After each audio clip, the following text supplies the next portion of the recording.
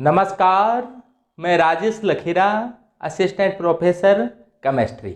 आज अपना टॉपिक है हाइजेन वर्ग का प्रिंसिपल।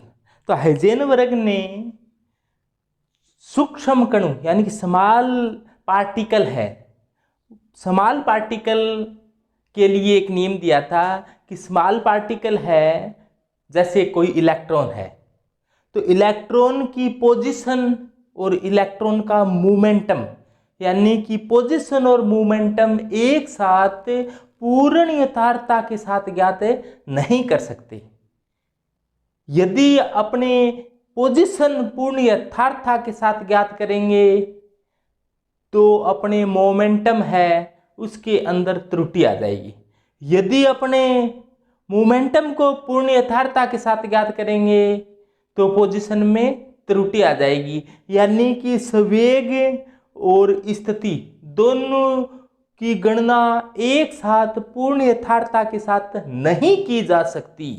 यदि अपने संवेग पूर्ण यथार्थता के साथ ज्ञात करेंगे तो स्थिति के अंदर त्रुटि आ जाएगी, और यदि स्थिति का निर्धारण पूर्ण यथार्थता के साथ करेंगे तो संवेग में त्रुटि आ जाएगी।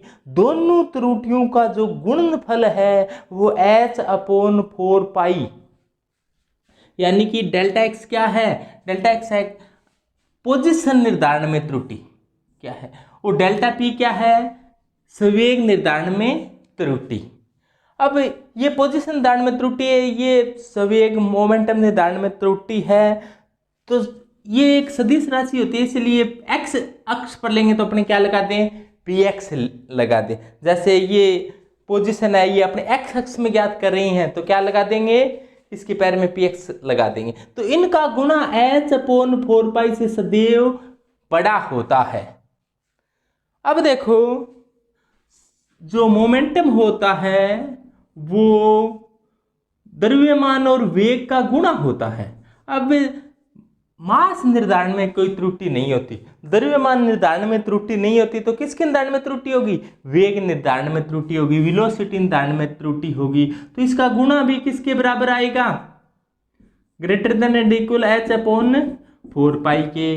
m को इधर ले आओ तो delta x into delta we x greater than and equal h/4 pi m। अब ये ध्यान रखना है, अपने न्यूमेरिकल आ जाए तो इसको बराबर मानकर ही न्यूमेरिकल निकाल लेंगे। अपने सूत्र के कई रूप कैसे बना सकते हैं, जैसे देखो ये है कि delta x into delta P x greater than and equal h/4 पाई। अब देखो h कट बराबर क्या होता है, h/2 पाई को h कट कहते हैं, h/2 पाई को क्या कहते हैं, h कैट। तो अपने h का मान रख दो, तो या फिर ऐसे कर दो आप कि delta x into delta P x greater than and equal h/2 पाई। 4 को आप ऐसे लिख सकते हो ना, 2 इंटू 2 तो 4 हो गया। h/2 पाई को क्या लिख सकते हो आप, h कट लिख सकते हो, तो delta x into delta P x greater than and equal किसके हो गया, h कट। इसको तो h कट लिख सकते हैं, तो ये नीचे क्या बन जाएगा 2 h कट बाई 2। यदि अपने ऐसे कर दें, एक तो ये हो गया, इसको आप याद रख लेना, ध्यान में रखना। कई बार एग्जाम में कैसे प्रश्न आते हैं कि निम्न में से असर्टेनली प्रिंसिपल हाइजेन वर्ग का कौन सा है, तो इस प्रकार का दिया हुआ मिल जाए आपको, h पर कट लगाओ तो आप देखते ही काट देते हो कि इसमें पाई पुई नहीं है, तो h कट में समाहित है वो पाई। ध्यान में आ गया।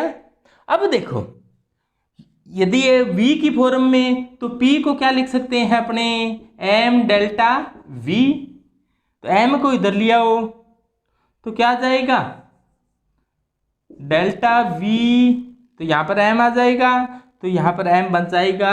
तो यदि यहाँ पर v हो तो क्या आ जाएगा, delta x into delta we x greater than and equal h cut upon 2m। Exam में सामान्यतः ये पूछा जाता है कि इस सूत्र की बात करें अपने, तो डेल्टा x का मान दे दे आपको, डेल्टा पी एक्स का मान पूछ ले, तो आप ये सभी जानते हो कि h तो प्लांक कांस्टेंट है, h का मान भी आप सबको पता है, बहुत बार पढ़ चुके हो आप, 6.626 इंटू 10 की पावर -34 जूल इंटू सेकेंड। 4 ये पाई आप डेल्टा x दे दिया जाए तो डेल्टा px ज्ञात कर सकते हो, डेल्टा px दे दिया जाए तो डेल्टा x ज्ञात कर सकते हो। तो ये आपको सीधा सूत्र लगाना है, ज़्यादा जटिल इसमें से क्वेश्चन आते नहीं है। अब या फिर इसमें इस सूत्र से क्वेश्चन आते हैं। अब आप न्यूमेरिकल करते समय इसको बराबरी मानना, बराबर मानकर न्यूमेरिकल करना है। अब आपको डेल्टा x दे दिया जाए, डेल्टा vx पूछ लिया जाए, या डेल्टा vx दे दिया जाए तो डेल्टा x पूछ लिया जाए, तो वो आप कहोगे m कुछ न दे, इसका मतलब वो इलेक्ट्रॉन की बात कर रहा है, और m किसी जैसे कोई बॉल या कोई मटेरियल हो उसका दे दे। जैसे आपको ऐसे कह दे कि एक बॉल है तो उस बॉल का द्रव्यमान भी देगा, और अपनी इलेक्ट्रॉन की बात हो तो इलेक्ट्रॉन का द्रव्यमान 9.1 इंटू 10 की पावर -31 kg। तो इस सूत्र में मान रखकर आप आसानी से डेल्टा x पूछे या डेल्टा vx पूछे तो आप ज्ञात कर सकते हो। अब देखो, आप सभी जानते हो कि परमाणु में इलेक्ट्रॉन न्यूक्लियस के चारों ओर चक्कर लगाता है। ऐसा निल्स बोहर ने बताया था कि इलेक्ट्रॉन है वो न्यूक्लियस के चारों ओर एक सर्कुलर पाथ के अंदर मोशन करता है। लेकिन बाद के अंदर क्वांटम मैकेनिक्स में ये बताया गया, जैसे डी ब्रोगली है, उन्हें बताया कि ये इलेक्ट्रॉन इस प्रकार से नहीं, इस प्रकार से गति करता है एक वेव के रूप में। वेव के रूप में गति करेगा तब पोजीशन अपने देखा, जैसे इसकी त्रिज्या अपने कहीं नाभिक से कितने दूर पर है, अपने कह देंगे कि ये मान लो r दूरी पर है, तो वास्तव में ये यहाँ है। हो सकता है कि ये यहाँ हो, जैसे इस प्रकार से गति कर रहा है तो हो सकता है ये यहाँ हो, और हो सकता है ये यहाँ भी हो सकता है ये यहाँ भी हो। तो क्या होती है, कोई निश्चित रूप से नहीं कह सकते अपने यही है, तो कुछ अनिश्चितता साथ में होगी। अपनी पोजीशन बताएंगे तो बिल्कुल निश्चित नहीं बता सकते, कुछ अनिश्चितता भी होगी।